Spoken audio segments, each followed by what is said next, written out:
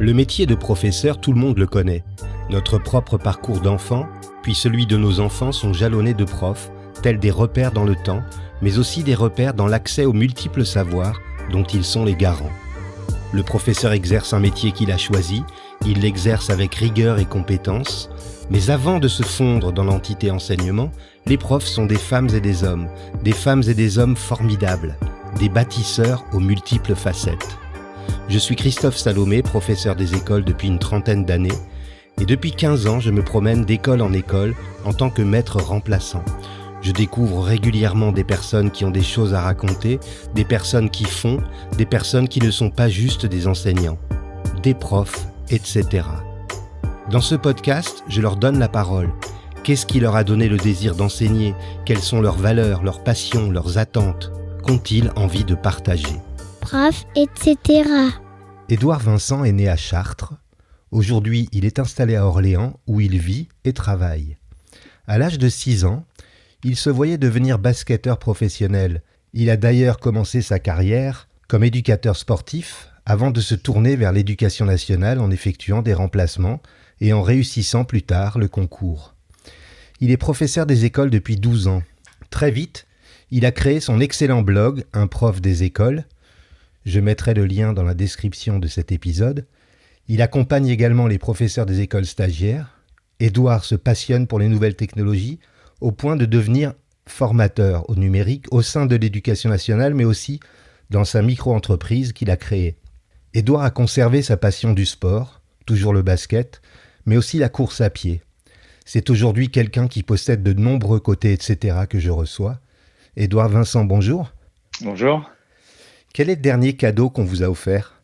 Le dernier cadeau qu'on m'a fait, j'ai un peu honte de le dire, c'est une raquette électrique pour tuer les moustiques. Mais c'est un cadeau utile, très utile en cette période. Il y avait beaucoup de moustiques fin août, on était un peu envahis, aussi de guêpes. Et du coup, c'est vrai que ça m'a bien servi. Et en période de Roland-Garros, ça permet de s'identifier aussi, oui, un petit exactement. peu. Quel regard portez-vous sur votre enfance ? J'ai eu une enfance très heureuse avec mon frère et mes parents. Voilà, j'ai jamais manqué de rien. J'ai pu aller en vacances tous les étés en Bretagne. J'ai vraiment été accompagné. J'avais des parents qui s'investissaient beaucoup dans notre éducation, qui étaient, je cherche le nom, délégués parents, c'est ça, toujours, et qui assistaient au conseil de classe au collège, qui prenaient part à la vie d'établissement. Donc j'ai toujours été très bien entouré, et qui nous ont aussi emmenés dans les activités sportives variées et diverses qu'on a fait avec mon frère, qui nous suivait tous les week-ends. Donc j'ai vraiment une enfance heureuse.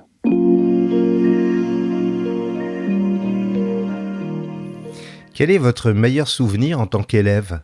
Mon meilleur souvenir en tant qu'élève, je dirais, j'ai un souvenir qui me marque tout le temps. C'est quand j'étais en CE2, je crois, et on faisait des travaux d'art plastique par deux. Et je crois qu'à la fin, pour savoir qui allait emmener l'art à la maison, on faisait un petit duel avec son collègue organisé par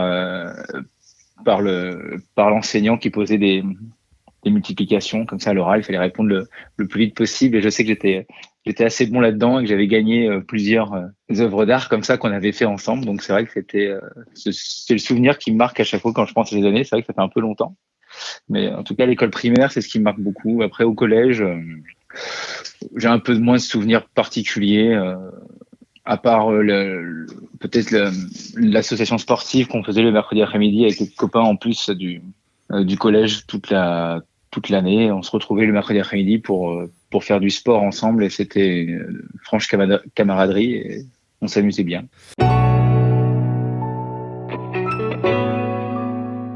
Vous parliez de vos années collège. Vous avez été quel genre d'adolescent ? J'étais un adolescent un peu le clown de la classe, quoi. Je faisais rire mes camarades. J'ai pas mal puni. On va dire que c'était pas facile à vivre pour mes parents, mais bon après, bien sûr, une fois que ça s'est passé l'adolescence, j'ai arrêté au lycée. Mais c'est vrai qu'au collège, c'était un peu comme ça. Donc voilà, je prenais ça un peu à la légère. sans me vanter des facilités. Donc j'avais une bonne moyenne de classe. Et du coup, en classe, voilà, je pouvais me permettre de faire rire un peu les autres, de me moquer un peu des uns des autres. Voilà, j'étais pas un élève modèle.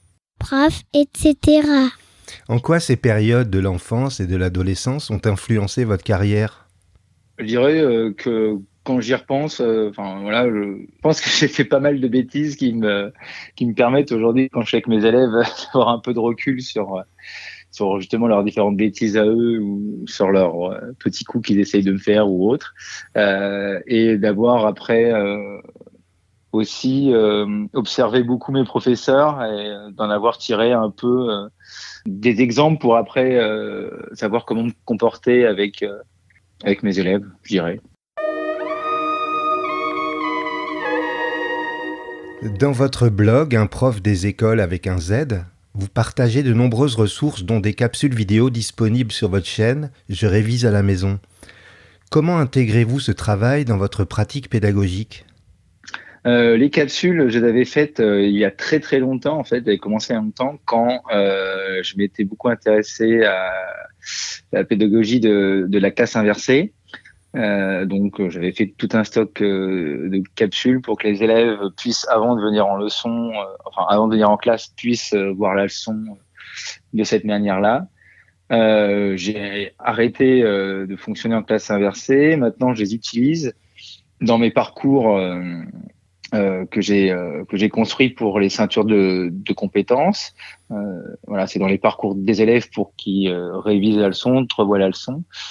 Et au fur et à mesure, j'essaye d'enlever les miennes justement et de mettre les leurs que les élèves font comme ça pour les remplacer. Puis je continue à faire celles qui me manquaient un petit peu, mais voilà, le gros maintenant c'est vraiment pour permettre aux élèves de réviser différemment. J'aime bien avoir une leçon écrite, une leçon sous forme de carte mentale et une leçon sous forme de capsule pour répondre aux attentes de chacun de mes élèves.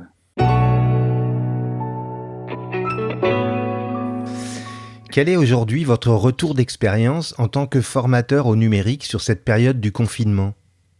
Le retour d'expérience, c'est que déjà, avec notre entreprise sur les formations pendant le confinement, elles ont toutes été annulées.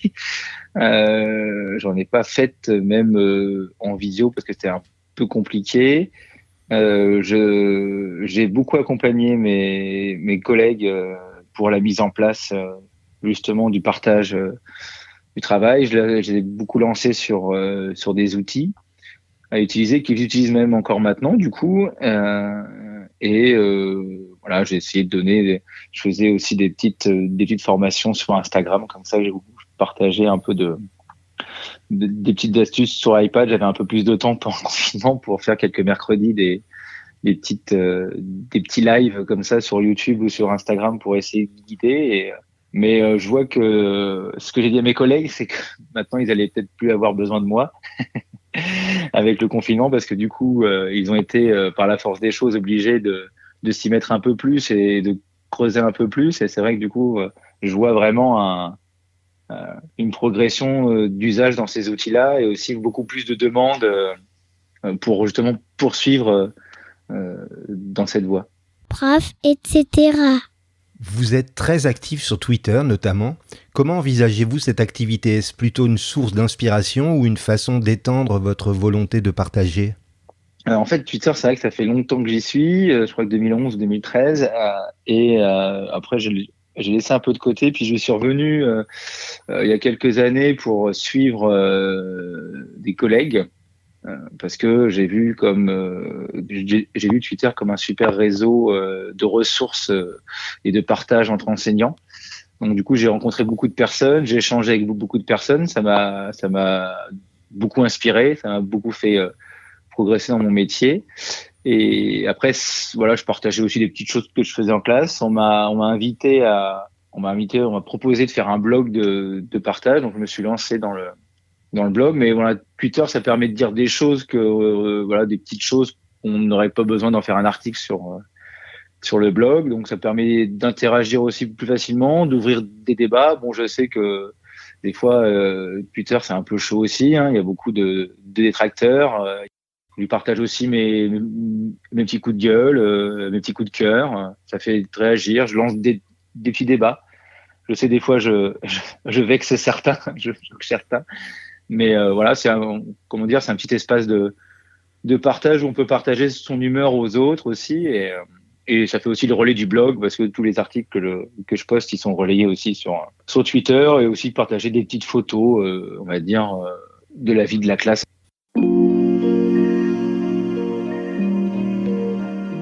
Pouvez-vous me citer un moment préféré de votre journée, qu'il soit professionnel ou plus personnel ? Le moment préféré de ma journée, je crois que c'est le matin, quand j'ai réveillé ma fille pour la lever pour aller à l'école. Tous les matins, c'est moi qui la réveille, et du coup, je crois que c'est mon moment préféré de la journée. Prof, etc. Quelle valeur a aujourd'hui le plus de sens pour vous ? C'est en ce qui concerne l'amitié, pouvoir compter sur les uns et les autres. Je ne sais pas comment donner un nom à cette valeur. Une forme de solidarité ? Voilà, une forme de solidarité, entre amis, pouvoir toujours compter les uns sur les autres. On l'a vu aussi en cette période difficile, une oreille pour nous écouter, et être là, voilà, quand on a besoin, quand on a un coup dur ou un coup de mou, et on trouve toujours quelqu'un pour être là, dans un cercle d'amis assez restreint, mais sur qui on peut compter. Quel mot, selon vous, compléterait le mieux le mot enseigner ? Je dis souvent patience. Pour être enseignant, il faut être patient. Sinon, je pense qu'on n'y arrive pas. Quelle compétence ou capacité qui vous rend bien des services dans votre vie vous rend un peu fier ? Ce qui me rend fier, c'est je suis. C'est pas pour lancer des fleurs, mais je pense être productif et organisé. Et du coup, quand j'ai des tâches à faire, je perds très rarement du temps. Et le fait d'être bien organisé, ça me permet de gagner beaucoup de temps, et de permettre justement dans ma vie après d'avoir d'autres activités, comme on disait dans le préambule, faire du sport et passer du temps avec mes amis et ma famille. Si vous pouviez vous mettre dans la peau de quelqu'un d'autre, vivant ou mort, pour une journée, vous choisiriez qui ? J'aurais vécu une journée dans la peau de mon joueur de basket préféré que j'ai suivi, et qui est malheureusement décédé en janvier dernier, Kobe Bryant, qui avait certainement une vie de fou, et j'aurais aimé faire un match dans sa peau à sa place de NBA. Je pense que ça aurait été un gros rêve. Prof, etc. Qu'est-ce que vous vous souhaitez pour les 2 prochaines années ?